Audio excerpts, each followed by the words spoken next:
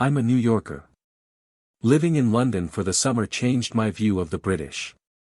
Forget the Hamptons. Our family swapped Manhattan heat for London charm, and found paradise in the small daily frictions. As the t-shirts say, I heart New York City. I love that my husband Danny and I are raising our 2 daughters there. I love the chaos of it. But summer in Manhattan?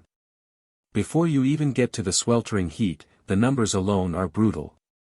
Summer camps, the unofficial childcare plan for American working parents, cost more than some people's rent. It quickly adds up to being thousands of dollars out of pocket.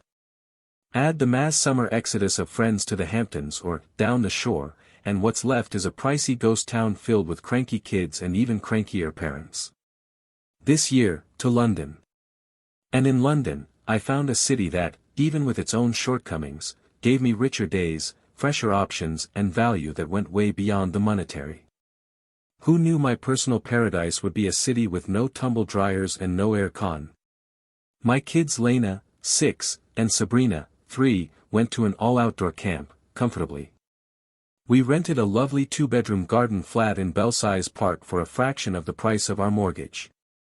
And our grocery bill dropped as noticeably as our waistlines. It wasn't a vacation, or should I now say holiday. I got a job teaching podcasting for the month of July, and so our days more closely resembled normal life than a break. I still had to pack lunches, do laundry, make dinners, and get everyone out the door and onto public transport by a certain time. But actually, that turned out to be the best part. We had to learn a new set of transport maps. We had to think more about crossing the street. We had to better time our laundry days, with no tumble dryer. When is the best time of day to hang clothes outside and still avoid a light shower?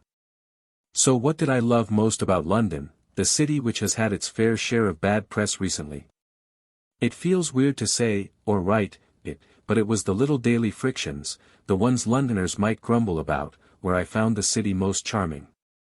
First of all, the myth of bad British food should truly be retired.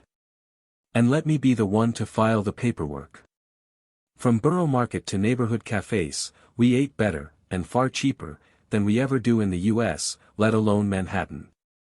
I noticed that fruits, vegetables, meat and fish were much more likely to be locally sourced.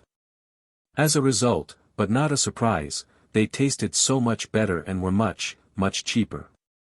Yes, as my husband pointed out, there was an awful lot of cheese, but that suited me just fine. My students happened to be writing about British cheddar, and I was more than happy to join the fieldwork. Even with all that work-related taste testing, I noticed that my jeans fitted better and my kids were less cranky. The cleaner ingredient list on even junk food like potato chips was noticeable. On the whole, procuring food for a family of 4 became a much less stressful part of our lives. Even the humble Tesco Express meal deal was a pleasure, the kind of bargain I'll later dream about while forking over $23 for a sad Manhattan salad.